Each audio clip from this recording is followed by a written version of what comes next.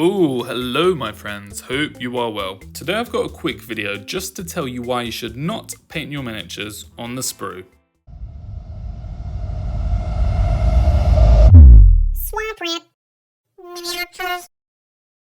Now, I don't know about you guys, but when I first got back into miniature painting as an adult, some people told me to paint my minis assembled, but a surprising amount of people told me to paint them on the sprue. And I wasn't really sure which the best option was, but I can now safely say that painting them on the sprue is probably one of the least efficient and practical ways you can do it. It does have one considerable advantage in that some details which are tricky to reach when assembled can be easier to reach when they're on the sprue. So you could potentially have an easier time with select details, but I think that's greatly outweighed by the following negatives. First up is that mould lines are much harder to both spot and remove when the pieces are still on the sprue, as they can be obscured by all the bits of surrounding plastic. You always want to remove your mould lines before you start painting, as if not they'll leave ugly little lines through your paint jobs that will ruin the small amount of realism you get from your little 1-inch plastic men, and they're basically impossible to remove once you've painted unless you're happy to scrape all your hard work off in the process. It's not impossible to remove them when the mini's on the sprue still, you're just going to have a much harder time doing so due to the bits of sprue physically getting in the way or obscuring your vision and making them harder to spot. And for these same reasons, you might also find that you end up with a bunch of blank spots around your mini when you've painted and removed it from the sprue, as again, the physical path of your brush can be obstructed or your vision restricted by the bits of sprue and the other components that get in the way, which can mean a bunch of tidying up work is required to get that full coverage after removing the miniature. But let's pretend we live in a perfect world where I have a big old 10-inch P8 brush and you've managed to remove all your mould lines and cover everything perfectly while it was on the sprue. Here's where your real problems begin. You're going to need to cut your individual pieces off the sprue to attach them, and when you do so, you're more than likely going to be left with these little rough patches of plastic where you've clipped them away. So you'll then need to tidy these up by scraping them down with a hobby knife or some sandpaper or your Nan's emery board or whatever it is, and this will undoubtedly mean scuffing up or otherwise damaging the paint in the surrounding area, giving you all these spots that will need to be re-primed and repainted to blend back in with the work you've already done.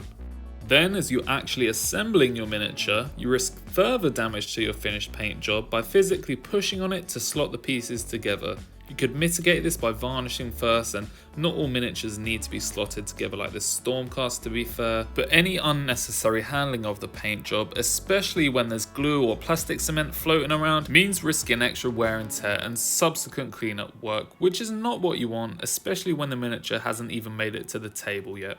And if that wasn't bad enough, once you get it all put together, you've got a really good chance of big old horrible gaps like this popping up. Miniatures have come a long way in the last however many years, but they're still not perfect, and if you're building a few of them, you'll almost definitely come across some areas that you'll need to fill in. If you built your mini beforehand, you can spot these gaps and fill them in with sprue glue or milliput or toe fungus, whatever you like to use. I'm partial to the toe fungus myself, and then those areas will be good to go once you prime the mini. But if not, and if you insist on the path of self-hatred, you'll either have to leave these big old immersion spoiling gaps for all to see and cast shame upon you, or you'd have to go through this filling process on top of your already finished paint job. Again, probably ruining some of that hard work you've already done and giving yourself even more cleanup and repainting work to do. And also, I'm gonna assume you've managed to paint your miniature on the sprue with perfect synchronized highlights and colors that all match up when the different pieces are assembled, because if they don't quite match up, which is not very unlikely, guess what? Yeah, more touching up of the paint required.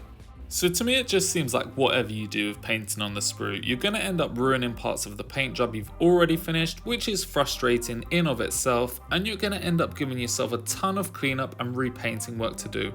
So I really don't know why people would want to do this, you know. You're turning what should be a fun, relaxing hobby into a frustrating, backwards cleanup process. But if you are a strange sprue painting creature, then comment down below and tell me why I've got this all wrong and why sprue painting is love, sprue painting is life. Because I'm genuinely interested to know about the other side of this. So yeah, if it wasn't already abundantly clear, for the everyday painter like myself, I think the best option for painting your minis is just to assemble them first and then paint them. With this approach, you get all the messy mold scraping and clipping and filling work out the way early, and then you can just focus on finishing your paint job and having fun with it, without all the impending doom of the constant repriming and repainting and touch-ups that are required when painting on the sprue. And if you're shouting at your screen, I like painting on the sprue because I can hit those hard to reach areas, blah blah blah blah blah blah blah. I hear you, but you can still do that on an assembled Mini. Just paint with the inside out approach, so you start with the hard to reach inner details first, and don't worry about getting any overspill from your brush onto the other parts, as you'll naturally paint over these as you move to the easier to reach external portions of the miniature. Or if they're really too difficult to reach when assembled, just prime the miniature in black, and those areas will look like shadows when you finish painting everything else. And remember, if it is really that difficult to hit with your brush, then there's a good chance you probably won't be able to see it when you have your minis on the table anyway, so don't stress yourself out about it too much. Now, there is a secret third option of sub-assembly painting, which is kind of a hybrid of these two approaches and does have its own advantages and disadvantages, but I might go over that in another video. For now, as I've said, for any newcomers to the hobby or everyday painters like me, your best bet is to just paint the Mini assembled. You'll save yourself so much time and frustration, which of course is just my personal opinion, but now it's been uploaded to the internet, it is now a scientific fact. I'm pretty sure that's how it works. Anyway, if you found any value in this video, then please subscribe or leave a like or a comment, especially if you're telling me why I'm wrong, as I am genuinely interested to hear some opposing views on this topic. But for now, I have been your friendly neighborhood swamp rat, and I will see you very soon in another video.